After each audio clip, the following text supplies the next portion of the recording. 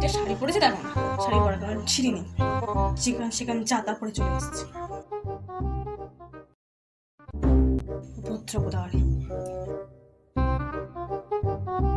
শাড়ি পরে না, এভাবে কেউ শাড়ি পরে?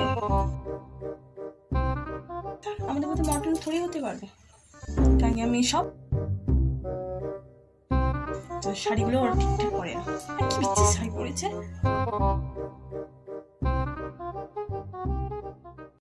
ম্যাডাম, কথাগুলো যে এখানে উপস্থিত আমাকে বললেন সেটা আমি বুঝতে পেরেছি, তাতে আমি কিছু মনে করবো, কারণ আমি জানি আমার মতো কেউ হতে পারবে না, আপনার মতো আমি হতে পারবো না। সুতরাং যে যা পোশাক পরুক না কেন তাকে সম্মান করা উচিত।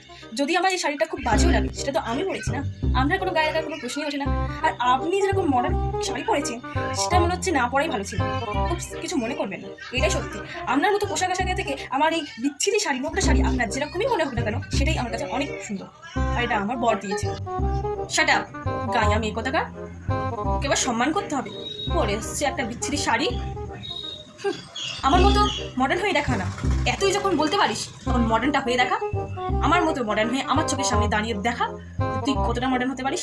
পরিস তো একটা গায়ে শাড়ি, বড় বড় কথা বলতে এসছে।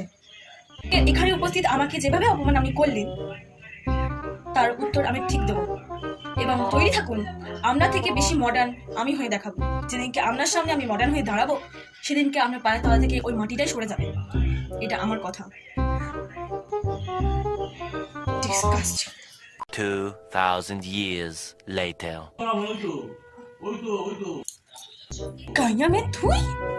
ও ম্যাডাম, দেখুন তো আমাকে চিনতে পারবেন কিনা, সেদিনকে সেই পাখির গাইয়া মেয়েটা আজকে আপনার থেকে মডার্ন কিনা। আমি বলেছিলাম না যেদিনকে আপনার সামনে মডার্ন হয়ে দাঁড়াবো সেদিনকে আপনার ওই পায়ের নিচ থেকে মাটিটা সরে যাবে। দেখুন তো আজকে ভালো করে দেখা হয়ে গেল। সুতরাং আমার লেট হচ্ছে, আমি জানি আপনার এই কথা নিয়ে আর মাথা ঘামতে চাই না, বড় বড় কথা শুনিয়ে চলে গেল।